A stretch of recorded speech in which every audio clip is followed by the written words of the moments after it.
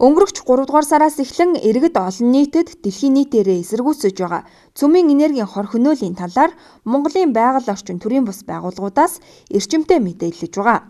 Тэд 3 дугаар сарын 29-ний өдөр хийсэн цөмийн энергийн тухай хуулийг эсэргүүцсэн олон нийтийн цуглааныг зохион байгуулж, зовлмаар 9 зүйл бүхий шаардлагыг улсын их хурл болон засгийн газарт хүргүүлсэн юм а. Харамсалтай нь шаардлагыг хүлээн авсан төрийн эрх мэдээлтнүүд Монголын байгаль орчны төрийн бус байгууллагуудын үйл ажиллагааг үл тоомсорлож байгаа мэт хариу мэдээллийг өгсөнгүй.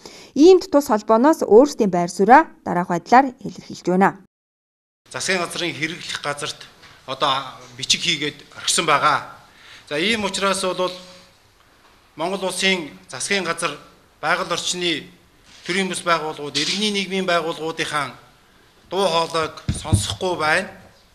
Үл тоомсорлж гэн гэж байгаль орчны төрийн бус байгууллагууд маш их эмзэглэж байна. Чернобылийн атомын цахилгаан станц дэлбэрсэн энэ өдрөөр дараагийн 7 хоногийн 4 дахь өдөр гэсэн үг.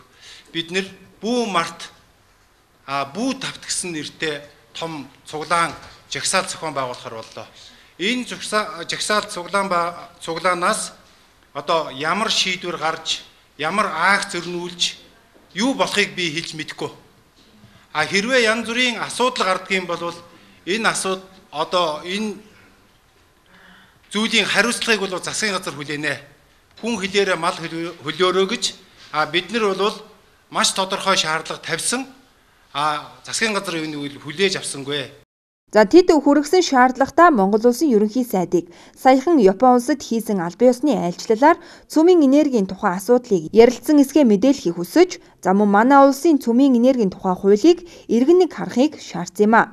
Түүнчлэн манай улсын нийт 11 аймгийн 47 суманд 101 ураны тусгай зөвшөөрлөөр гадны компаниуд хайгуул олборлолт явуулж байгаа. Иймд эдгээр олон лицензийн асуудлыг цэгцлэхийг тус хөдөлгөөнөөс шаардсан байгаа ч үр дүнгээ харуулж чадахгүй байгаа юм а.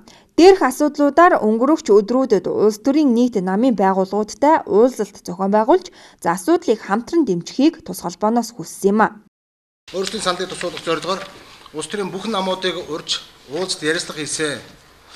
Энэ уулзалт ярилцлаганд харамсалтай нь өнөөдөр ирэх барьж байгаа Монгол Ардын нам оролцсонгүй. Мөн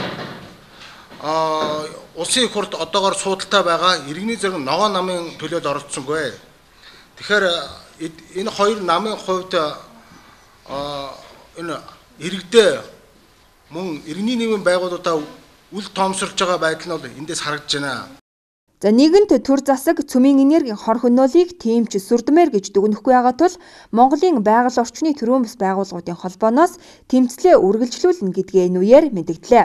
Тэдний дараагийн үйл ажиллагаа 4-р сарын 26-нд буюу 1986 онд Чернобыль хотноо болсон атомын цахилгаан станцын дэлбэрсэн тэрхүү өдөр цөмийн энергийн тухай хуулийг эсэргүүцсэн олон нийтийн жагсаалыг зохион байгуулах гэж байна. Энэ үеэр тус холбооноос Монголын улс төрчдөөс хэн ураны лиценз олгох асуудал гар бие оролцож өөрсдөө ашиг хүртэж суугааг мэдээлэхээр боллоо. За дашрамд дурдахад энэ асуудалд үндсэн байгууллагууд асуудал тавин оролцохгүй байхад Монгол улсын ерөнхийлөгч ганцаараа хоёр том шийдвэрийг гарын үсэг зуран баталгаажуулж Монгол улсын байгаль орчин төрийн бус байгууллагуудын үзэл санааг дэмжсэн хэмээн тэд үзэж байгаа юм а.